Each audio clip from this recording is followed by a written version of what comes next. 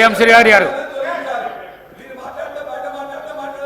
కడియం శ్రీ మీ స్థానాలలో కూర్చోండి please please please please అధ్యక్ష మీ స్థానాలలో పోయి కూర్చోండి స్థానాలలో పోయి కూర్చోండి ప్లీజ్ ప్లీజ్ ప్లీజ్ ప్లీజ్ వెళ్ళకు రావద్దు దయచేసి ఈ ప్రాక్టీస్ బాగలేదు వెళ్ళకు రావద్దు ప్లీజ్.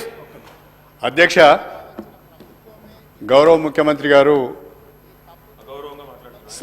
సభకు వచ్చిన తర్వాత నిన్న మేడిగడ్డలో జరిగింది కానీ లేదా నల్గొండలో జరిగిన విషయాలపైన కృష్ణానది జలాలపైన గోదావరి నది జలాలపైన శ్వేతపత్రము పెడతామంటున్నారు. తప్పకుండా ఆ శ్వేతపత్రం చర్చలో మేమందరం కూడా పాల్గొంటాం అధ్యక్ష. అన్ని విషయాలను కూడా మనము చర్చించడానికి అవకాశం ఉంటుంది. కానీ ముఖ్యమంత్రి గారు వాడే భాష పట్ల మాకు అభ్యంతరం ఉన్నది అధ్యక్ష.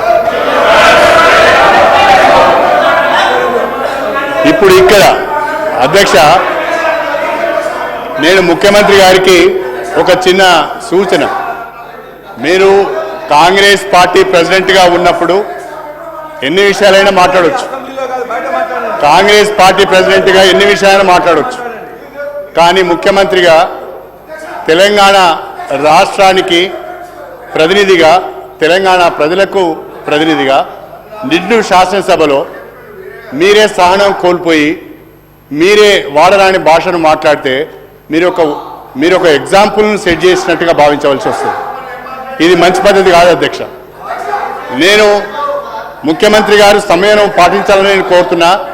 వారికి ఓ ప్రధానమైన బాధ్యత ఉంటుంది, వారి పట్ల రాష్ట్ర ప్రజలకు గౌరవం ఉంటుంది.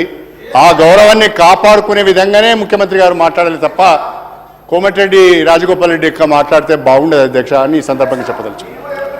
రాజగోపాల్ రెడ్డి గారు నా వ్యక్తిగతంగా నా పేరు తీసుకొని మాట్లాడండి. నేను వినండి ఒక మాట, రాజశేఖర రెడ్డి గారు ఇప్పుడు నా పేరు తీసుకొని మాట్లాడారు. ఏమని? నేనెవరినో చీట్ చేశానని, నేనెవరికో మోసం చేశానని. అసలు కాంగ్రెస్ పార్టీకి చీడ పురుగు నువ్వు, కాంగ్రెస్ పార్టీని చీట్ చేసింది నువ్వు, కాంగ్రెస్ పార్టీని నాశనం చేసింది గారు, Congress party legislative affairs minister గారు.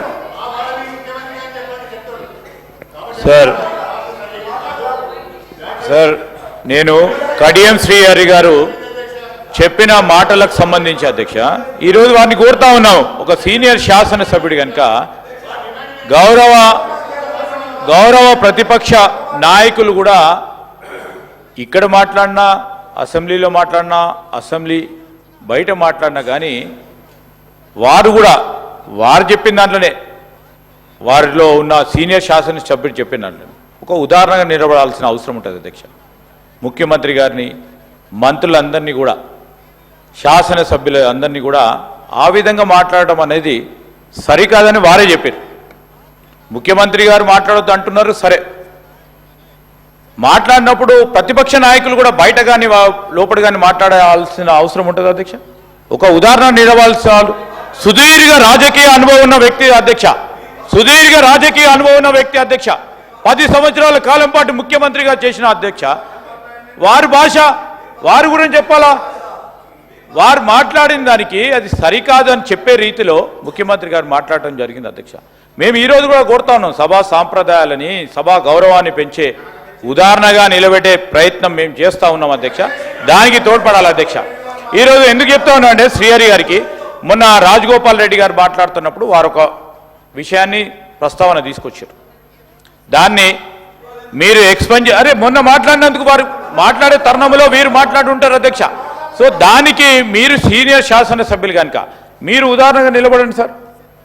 ఎంత చాలామంది 55 పైమించి కొత్తగా ఎన్నికైన శాసనసభ్యులు ఉన్నారు, వారికి ఒక ఉదాహరణగా నిలబడదాం. ఎందుకు సార్? మనం అందరం కలిసి హౌస్లో ఉన్నప్పుడు మీకు బాధ్యత ఉంటుంది, మాకు బాధ్యత ఉంటుంది. ఈరోజు బాధ్యత గల వ్యక్తులనే మీరు బయటకు పోయి ఇష్టారాజ్యంగా అడ్డగోలుగా మాట్లాడతాం. మీరు ఊరుకోండి, మేం చెప్పిందే నడవాలి, రాష్ట్ర ప్రజలందరూ వినాలా, మొత్తం శాసనసభ్యులు ఉండాలనే ఒక ఆలోచన సరికాదని చెప్తా ఉన్నాం అధ్యక్ష. ఈరోజు మేము చెప్తా ఉన్నాం, definitely we will try to lead sir. ఈరోజు మేము సార్ ఏదైనా అన్పార్లమెంటరీ ఉంటే రాజగోపాల్ రెడ్డి గారు, కేటీఆర్ గారు చెప్పిండ్రు, అన్పార్లమెంటరీ ఉంటే అన్పార్లమెంటరీ రాజగోపాల్ రెడ్డి గారు ఏదైనా మాట్లాడితే తప్పకుండా ఎక్స్పెండ్ చేయాలి. అదేవిధంగా వారు ఏదైనా అన్పార్లమెంటరీ ఉంటే వారిది కూడా ఎక్స్పెండ్ చేయాలి. We will stand an example sir, definitely I'm telling you sir.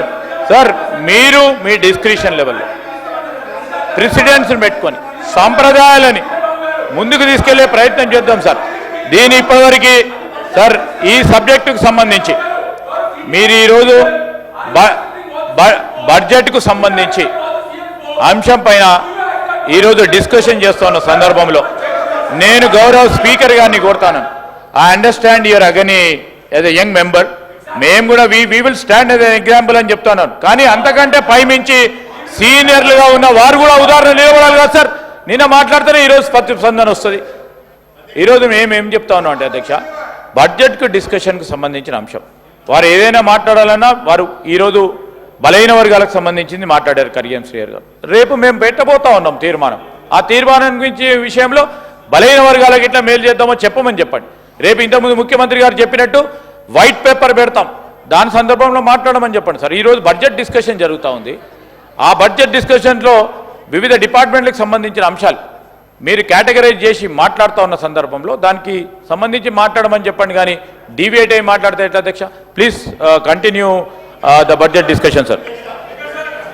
Rajagopal Reddy గారు కడియం శ్రీహరి గారి మీద అనుచిత వ్యాఖ్యలు ఏమైనా చేసి ఉంటే రికార్డులను పరిశీలించి తగు నిర్ణయం తీసుకుంటామని